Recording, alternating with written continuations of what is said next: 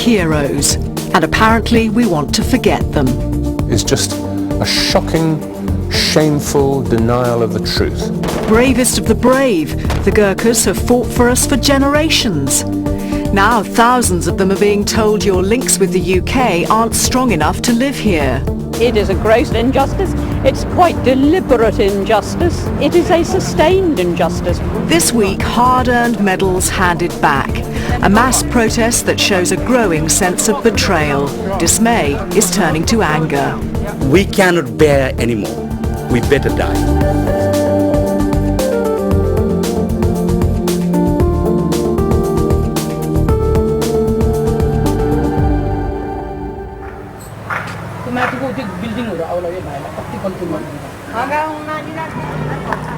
A war hero, now a frail old man, can't understand why the country he fought for doesn't want to know him.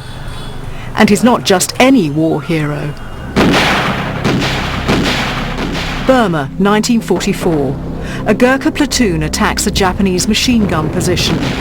They're all killed except rifleman Tul Bahadur Pun, who kills 3 of the enemy and puts the rest to flight. He was awarded our greatest military honour, the VC. The citation was fulsome, to say the least. It says his outstanding courage and superb gallantry in the face of odds which meant almost certain death inspired all ranks and was beyond praise. Which makes it all the odder that when in his later years he applied to our embassy in Nepal to come here, he was officially told he did not have strong enough ties to the UK to be considered. Now you and I might find that truly staggering, that a man of such service, 11 medals, Victoria Cross, Guard of Honour at the Queen's wedding, could not show strong ties to the United Kingdom. A dozen years after the royal marriage, Rifleman Pun heard of a royal visit and trekked 130 miles over 3 days to see the Queen. She met him and some other VCs. Mr. Pun said it was his proudest moment. In his later years, he was badly ill. Heart problems, diabetes, high blood pressure, failing sight. There was no cure in Nepal, he said. All he wanted from Britain, the country for whom he almost sacrificed his life, was a little medical help. But the UK said no. And because he'd lose his pension if he didn't personally collect it, he had to be carried to town each month in a wicker chair. A journey of more than a day. Mr. Pun is far from being the only one, as we've discovered. But perhaps this is the starting point. Here in Whitehall are those famous lines about the Gurkhas. The bravest of the brave, most generous of the generous. Never had a country more faithful friends than you. They fought in virtually every war and conflict involving the British in the last 200 years. The casualties go into the tens of thousands. These are exactly the sort of people we want. They've learned skills in the army, they're disciplined, they want to be British, they're loyal, they've proved their readiness to sacrifice their very lives for Britain. Most of them are deprived of their families for a large chunk of the time that they're here. Of course the Brits want them to stay. This Wednesday, what many Gurkhas see as the ultimate sacrifice, handing back the medals that Britain awarded them. One even surrendering his MBE. The Lib Dem leader Nick Clegg was watching.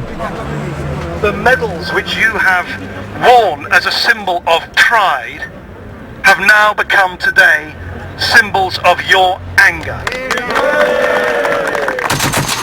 The protests come only 3 weeks after the Gurkhas' importance was royally underscored. During his secret posting in Afghanistan, Prince Harry said he was bowled over by their courage. When you know you're with the Gurkhas, I think there's no safer place to be, really. They're all armed with kukris, so if they run out of ammunition, they just charge you with their massive swords, as the enemy call them. Spent some time with them in England on an exercise on Salisbury, and everyone is really well looked after here by the Gurkhas. Joining the legendary brigade of Gurkhas is one of the most rigorous selection processes on earth. The first test is to carry 35 kilograms of rocks on a 5-kilometre hike in the Himalayas, and within 35 minutes. 1 minute under, you're in, 1 minute over, and it's thank you and goodbye. They are shaken, shocked, some are in tears. But having spoken to some who were in that position last year, it generally reinforces their determination to try again and try that little bit harder in the following year.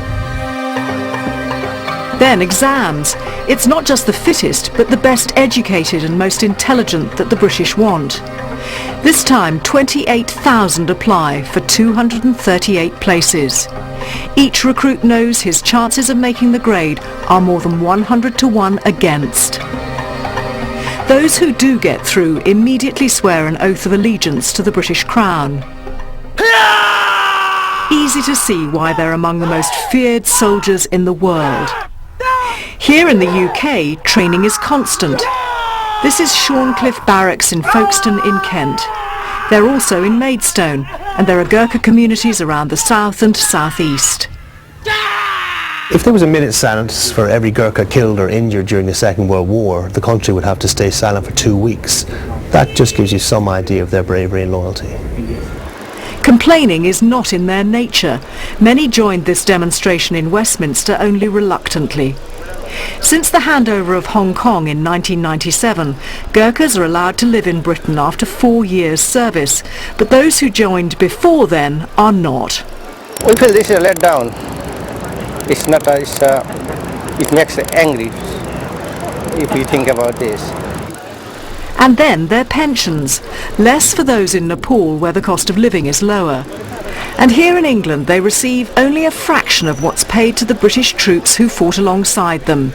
It can be just 1/4. Their supporters say it's plain unjust.